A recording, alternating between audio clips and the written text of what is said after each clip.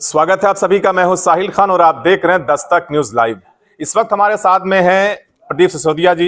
Youth icon है, समाज सेवी हैं और कभी समाजवादी पार्टी में थे लगभग 20 से 25 साल, लेकिन आज इन्होंने प्रेस वार्ता बुलाई है और जानकारी ये मिल रही है कि जो बीजेपी के उम्मीदवार हैं एमएलसी के देवेंद्र प्रताप सिंह, उनके समर्थन में हैं। क्या है प्रदीप जी? देखिए, आदरणीय देवेंद्र प्रताप सिंह जी किसी दलीय प्रतिबद्धता के आज मोहताज नहीं रह गए, पहचान नहीं रह गए।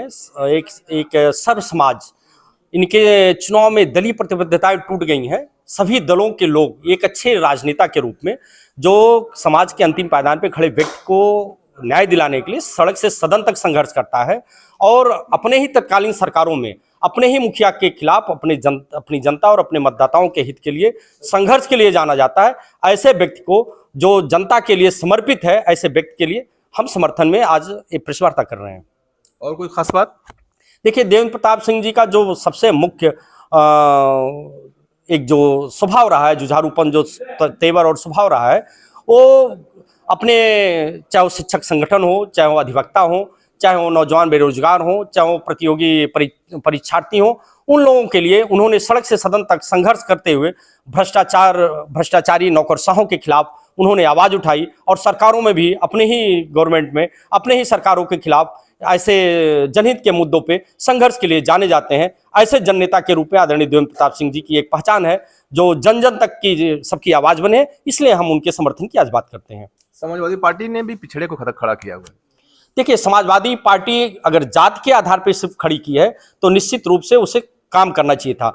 आज जो समाजवादी पार्टी ने जिस प्रत्याशी को खड़ा किया है, आज उन महोदय ने आज जनपद संत कबीर नगर की मैं बात करता हूँ, 7048 मत यहाँ बना हुआ है। यहाँ के संगठन में आधा दर्जन लोग भी मतदाता नहीं है। जितने बड़े धुरंधर हैं जो लोग प्रेस वार्ता करते हैं, आप उनसे पूछेंगे तो न प्रभारी मतदाता है और न जितने यहाँ विधानसभा लड़ चुके हैं वो मतदाता है, जो लोकसभा की मांग करते हैं वो मतदाता है। किसी को भी उन प्रत्याशी ने मतदाता नहीं बनाया। जो व्यक्ति अपने ही चुनाव में अपने मतदाता न बना पाए, वो व्यक्ति जनता की हित की बात, स्नातकों के हित की बात, बेरोजगारों के हित की बात वो क्या करेंगे? और समाजवादी पार्टी सिर्फ आज एक प्रत्याशिता थी, केवल उसको करके एक कोरम पूरा करने का काम कर रही है। पार्टी का नेता तो अपने प्रत्याशी के उम्मीदवार के लिए तो कर सकता है ना अपील। निश्चित उनको करना चाहिए। वो लोग जो कर रहे हैं अच्छा कर रहे हैं, लेकिन उनको मतदाता भी बनना चाहिए। अपील करने से कोई जंग नहीं लड़ी जाती है। कारगिल का युद्ध हो और आप वहां पे बिना हथियार के जाएंगे तो आपका परिणाम जो होगा आगामी आने वाले 2 फरवरी को उसी प्रकार का परिणाम उनके भी सामने आएंगे। लगभग 20 साल आपने समाजवादी पार्टी के साथ थे, अब अचानक इतनी तल्खियां क्यों हो गई? मैं समाजवादी पार्टी के खिलाफ मैं बोल ही नहीं रहा हूँ। मैं तो समाज में एक ऐसे व्यक्ति, न तो मैं बीजेपी के पक्ष में बोल रहा हूँ, मैं तो समाज में एक ऐसे, लेकिन प्रत्याशी तो बीजेपी के है ना। अगर बीजेपी ने अच्छा प्रत्याशी बनाया तो निश्चित उनके साथ रहते। अगर देवेंद्र प्रताप सिंह जी निर्दल होते तब भी उनके साथ होते। अगर समाजवादी पार्टी उनको लड़ाती, उसके पहले लड़ाई थे, तब भी हम उनके साथ थे। व्यक्तिगत तौर पर मैं व्यक्तिगत तौर पर एक जन नेता के साथ हूँ। तो क्या रुझान है क्या कुछ बीजेपी में कहीं? नहीं, मेरे तो व्यक्तिगत अपने, मैं इस प्रेस वार्ता से और इस अपील से मेरे कोई व्यक्तिगत कहीं किसी दल में जाने का या किसी दल के प्रति किसी कुंठा का मेरा कोई सरोकार नहीं है। एक जनप्रतिनिधि को, एक अच्छे जनप्रतिनिधि को जिताने की मैं नौजवानों से अपील करने के लिए आपके पास आया हूँ। 4 से 5 महीना हो गया आपको समाजवादी पार्टी छोड़े हुए और काफी युवाओं में एक अलग पहचान आपकी है। क्या बीजेपी से कुछ नजदीकियां बढ़ी, कहीं और जाएंगे आप? देखिए, अगर मुझे कहीं अभी जाना होता तो मैं निर्णय ले चुका होता। समाजवादी पार्टी छोड़ने का मेरा कारण कहीं ऐसा मेरा व्यक्तिगत स्वार्थ नहीं था। आज आए दिन समाजवादी पार्टी का आप प्रत्यक्ष, अभी आप एक उदाहरण देख लें। अभी एक स्वामी प्रसाद मौर्य जी आए थे, एक प्रेस वार्ता उन्होंने किया। उन्होंने कहा कि रामचरितमानस पे ही बैन करा दिया जाए, फिर आगे आके कहते हैं उनकी एक श्लोक पे बैन करा दिया जाए क्योंकि वो दलित विरोधी है। मैं पूछना चाहता हूँ समाजवादी पार्टी के लोगों से, या समाजवादी पार्टी के जिन लोगों ने आज खलीलाबाद में उनकी प्रेस वार्ता कराई, क्या राम का जो चरित्र था, सेवरी के जूठे बैर खाना, वो स्वामी जी को नहीं दिखा? मैं एक चीज और कहना चाहता हूँ, एक 24 श्लोक उनके हैं रामचरितमानस में, तुलसीदास जी के, जो उन्होंने दलित और पिछड़ों के लिए किया। राम का जो जीवन चरित्र है, वो जो रीछ वानर भालू थे, वो अति पिछड़े और वंचित वर्ग के लोग थे, उनको लेके लड़ाई। उन्होंने निषाद राज को लेके लड़ाई, गुहा राज को लेके लड़ाई। उन्होंने एक बड़े आक्रांता, एक बड़े दुराचारी को उन्होंने मारने का समाज में जो उन्होंने संदेश दिया था, वो अच्छाइयां उनको धारण नहीं हुई। जिस प्रकार से समाज में 3 प्रकार के विकलांग होते हैं, एक दिव्यांग होते हैं, शारीरिक दिव्यांग होते हैं, मानसिक दिव्यांग होते हैं और सामाजिक दिव्यांग होते हैं। मैं कहता हूं कि शारीरिक और मानसिक की दवा डॉक्टर कर देता है, ये जो मानसिक ये सामाजिक जो विकलांग है, आदरणीय स्वामी प्रसाद मौर्य जैसे लोग, इनकी दवा जनता आने वाले समय में कर देगी। अभी इनकी दवा की थी, चुनाव ये हारे हैं, ये मानसिक रूप से विक्षिप्त हो गए हैं। इनको ये गए थे डिप्टी सीएम बनने, अब पूरी लुटिया लेके डूब गए। और सपा में चुनाव के पहले गए थे तो कोई क्लियर नहीं था कि डिप्टी सीएम बन जाएंगे। नहीं, लेकिन लोकसभा चुनाव के पहले एक बीजेपी से गया हुआ नेता सपा में गया और लोकसभा चुनाव से ठीक पहले, एक साल पहले, सपा के खिलाफ ही बयान कहा जाएगा उसको कि सपा की कहीं ना कहीं किरकिरी उससे हुई है। लेकिन अखिलेश यादव जी का भी बयान कुछ नहीं इस पर आया है। देखिए, चूंकि मैं आज समाजवादी पार्टी का सदस्य नहीं हूं, तो इस पे मैं कोई टिप्पणी नहीं करूंगा।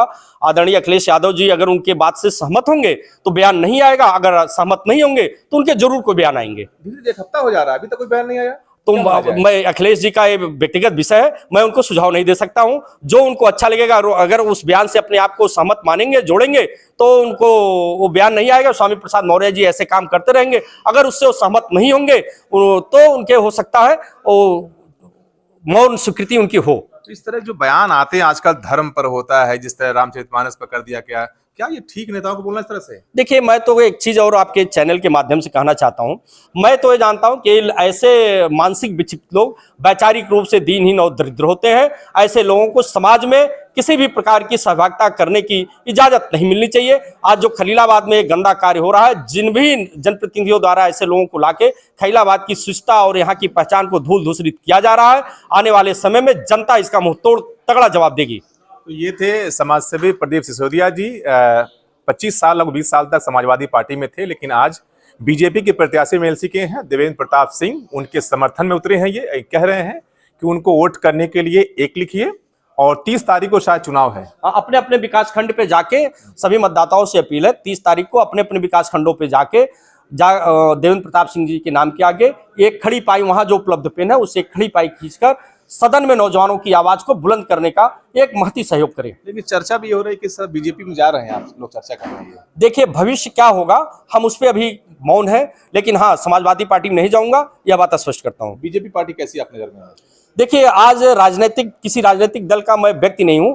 हर पार्टी, चाहे वो बीजेपी हो, समाजवादी पार्टी हो, बहुजन समाजवादी पार्टी हो या कांग्रेस हो, हिंदुस्तान के, भारतवर्ष के तमाम ये प्लेटफॉर्म है जो सामाजिक सरोकार और सामाजिक सहयोग के लिए अपना अपना कार्य कर रही हैं। हम सभी पार्टियों से अनुरोध करते हैं कि सामाजिक समरसता बनाए रहे और ये गंदे तरह के जो आरोप समाज को बांटने का, धार्मिक उन्मादियों का, जाति उन्मादियों का, जो तमाम ओछे हरकत हो रहे हैं, ऐसे मानसिक दीनहीन दरिद्र नेताओं के खिलाफ सभी पार्टियां कड़ाई से कार्रवाई करें।